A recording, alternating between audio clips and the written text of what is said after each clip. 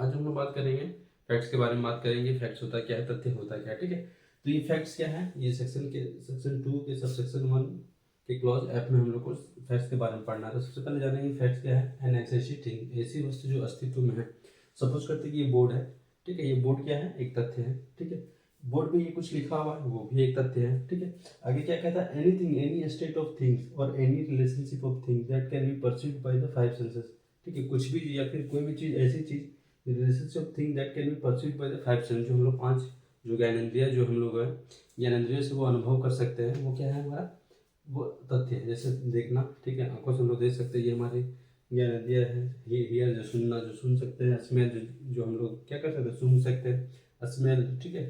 Test है, touch है, ठीक है। ये सब क्या है, हमारा तथ्य है, ठीक है। इसके अलावा स्टेटमेंट, कोई चीज लिखा हुआ है, जैसे कि लिखित जो कथन है, वो हमारा क्या है, ये सारे क्या है, एक तथ्य है। एविडेंस रिलेटेड टू फैक्ट, जितने भी साक्ष्य है वो किससे निर्भर, जो रिलेटेड होते हैं, किससे संबंधित होते हैं, वो फैक्ट से संबंधित होते हैं। इसके अलावा स्टेट ऑफ माइंड, ठीक है, यानी कि मन की दशा जो है, आप क्या सोच रहे हैं, क्या आपका राय है, वो भी क्या है आपका स्टेट ऑफ माइंड, क्या है, वो तथ्य है। Every right and liability depend on facts, जितने भी अधिकार और जो दायित्व है वो किस पे निर्भर करते हैं, वो आपके फैक्ट्स पे निर्भर करता है, ठीक है।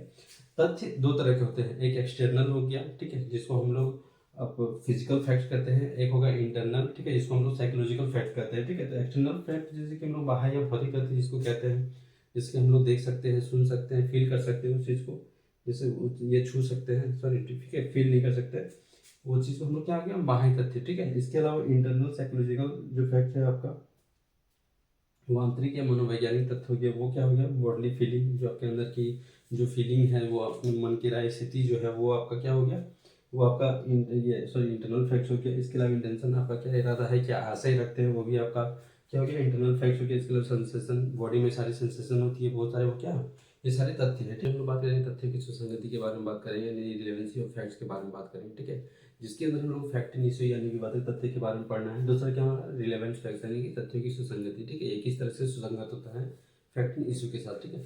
तो सबसे पहले हम लोग जानेंगे कि फैक्ट इशू क्या है, ठीक है, ये विवादित तथ्य क्या है। तो फैक्ट इशू ये सेक्शन 2 के सबसेक्शन 1 के क्लॉज जी में कहता है, क्या कहता है, फैक्ट इशू और fact out of which some legal right, liability और disability involve in the inquiry necessary arise, ठीक है।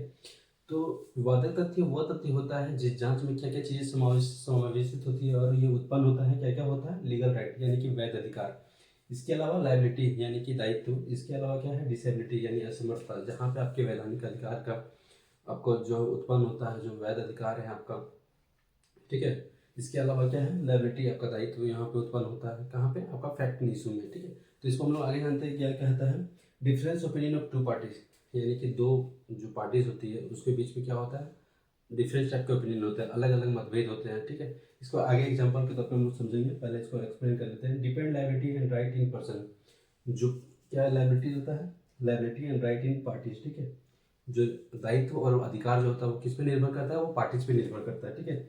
इसके अलावा रिफ्यूट और एक्सेप्ट, ठीक है, यानी एक पक्षकार द्वारा प्रतिपादित और दूसरा इनकार, ठीक है। किसी चीज को लेके, किसी लैंड को लेके एक पक्ष जो होता है वो उसको क्या करता है, सूट फाइल करता है, या तो उस दूसरा जो पक्षकार होता है या तो उसको डिनाई करेगा या फिर उसको एक्सेप्ट करेगा, ठीक है। दूसरा क्या है, अस्तित्व या अनस्तित्व सिद्ध होने पर दायित्व और अधिकार का जन्म, ठीक है। अगर किसी चीज को लैंड को लेके ही जैसे समझते हैं कि उसका अगर वो सिद्ध हो जाता है किसी के प्रति, ठीक है। अब इसमें एग्जांपल हम लोग देखते हैं ताकि आप अच्छे से समझ पाएंगे, ठीक है।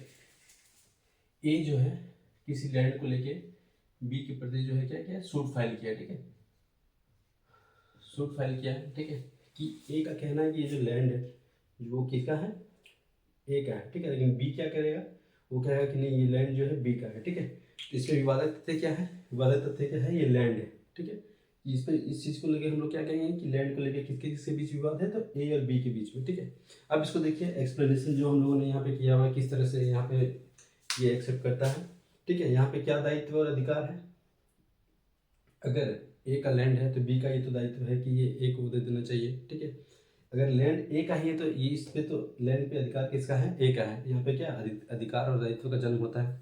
दूसरा हमारा क्या है यहाँ पे कि एक पक्षकार द्वारा प्रतिपादित करता है, दूसरा इनकार करता है, ठीक है, यानी रिफ्यूट करता है या तो एक्सेप्ट करता है। ए अगर सूट फाइल किया तो बी से जब रिटन स्टेटमेंट में बोला जाएगा कि क्या आप इस बात से एग्री है कि जो ए ने सूट फाइल किया वो सही है या गलत है, तो बी क्या बोलेगा, बी बोलेगा कि नहीं ये जो है गलत है, ठीक है, रिटन स्टेटमेंट में वो बोलेगा। तो ये क्या किया, अगर बी को लगता है कि सही में ये जमीन इसका है, ए का है, तो अगर वो चाहेगा कि आगे का जो प्रोसेस है वो सिविल नेचर का वो आगे ना बढ़े, तो वो क्या करेगा, बी क्या करेगा, इनकार कर देगा कि नहीं नहीं ये लैंड जो है मेरा है, ए का नहीं है। ठीक है, तो यहाँ पे क्या हो गया, या तो ये एक्सेप्ट कर सकता है, मतलब स्वीकार कर सकता है, या फिर ये क्या कर सकता है, इसको डिनाई कर सकता है, उसको वो रिफ्यूट कर सकता है। ठीक है, दूसरा चीज हम लोगों ने क्या पढ़ा, ओपिनियन जो अलग अलग है, ए का अलग ओपिनियन, ए का कहना है कि लैंड उसका है, बी का कहना है कि उसका है। ठीक है, तो इस तरह से हम लोग समझ गए कि विवादित तथ्य होता क्या है, किसी चीज को लेके दोनों के, ए और बी के बीच अगर झगड़ा होता है, चाहे वो लैंड को लेके या किसी दूसरी चीज को लेके, तो हम लोग क्या कहते हैं, ए और बी के बीच उस चीज को लेके विवाद है। ठीक है,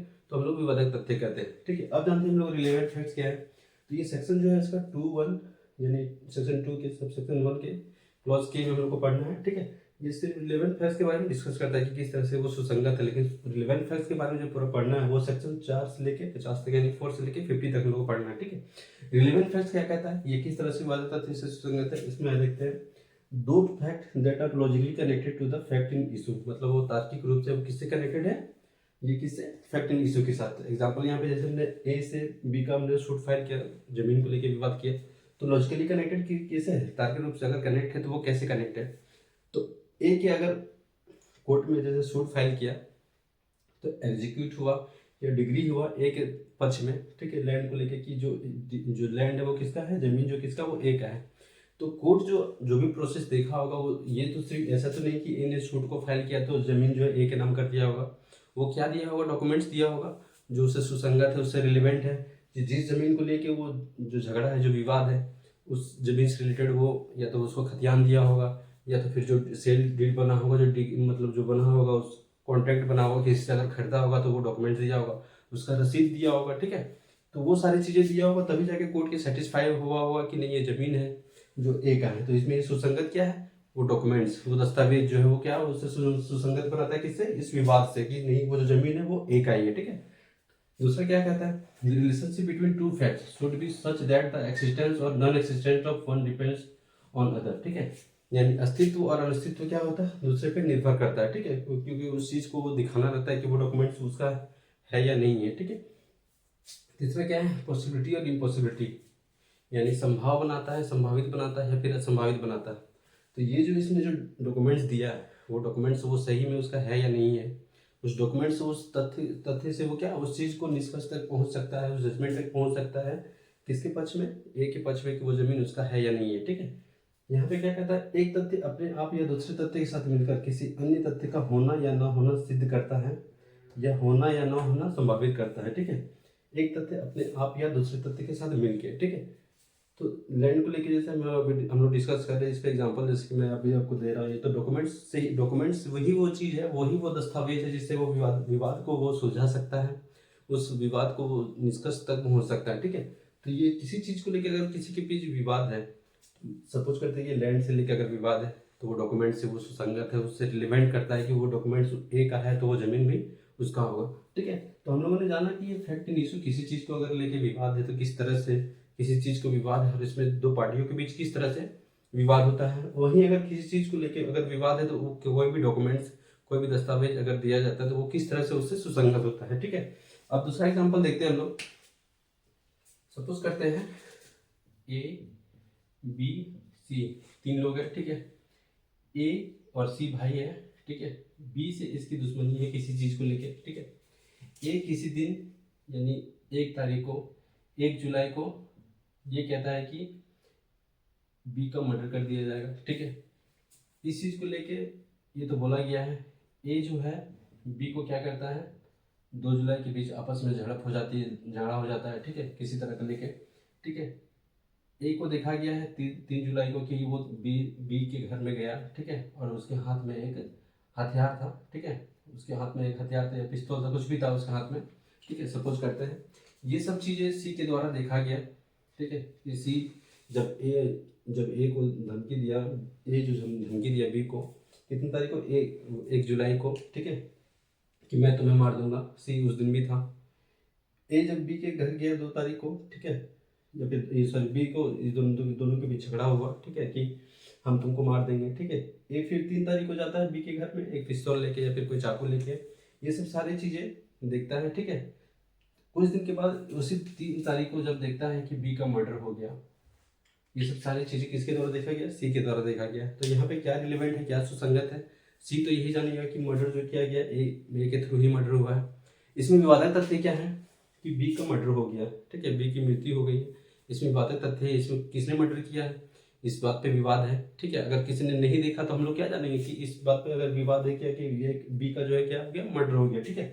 लेकिन सी जब ये सारी चीजें देख चुका है कि ए बी के साथ झगड़ा भी हुआ, मारने का धमकी भी दिया, और उसको एक दिन जो है, एक डेट को जो वो क्या किस हथियार या पिस्तौल के साथ उसको देखा उसके घर के अंदर जाते हुए, तो ये सारी चीजें क्या है, रिलेवेंट, ये संगत है इस चीज से कि मर्डर जो किसके द्वारा किया गया, ए के द्वारा किया गया। ऐसा किसको लगता है, सी को लगता है। तो वो क्या करता है, पॉसिबिलिटी को बढ़ाता है, संभावित बनाता है, ये लॉजिकली कनेक्टेड है कि सही में मारा गया है इसके द्वारा, क्योंकि ए अगर बी का किसी और से दुश्मनी नहीं है, इससे पहले वो सही तरीके से रह रहा था, सडनली ए और बी के बीच झगड़ा हुआ और उसकी मृत्यु हो जाती है, तो हम लोग क्या जानेंगे कि मृत्यु ए के द्वारा हुआ, ठीक है। तो इस तरह से हम लोग जाने कि किस तरह से फैक्ट एंड इश्यू किसी की चीज़ के अगर विवाद होता है, और रिलेवेंट फैक्ट किस तरह से उसको सुसंगत बनाता है, किस तरह से उसको पॉसिबिलिटी तक पहुंचाता है, उसके निष्कर्ष तक पहुंचाता है, ये हम लोगों ने रिलेवेंट फैक्ट्स में पढ़ा, हम लोगों ने सुसंगत तथ्य के बारे में पढ़ा।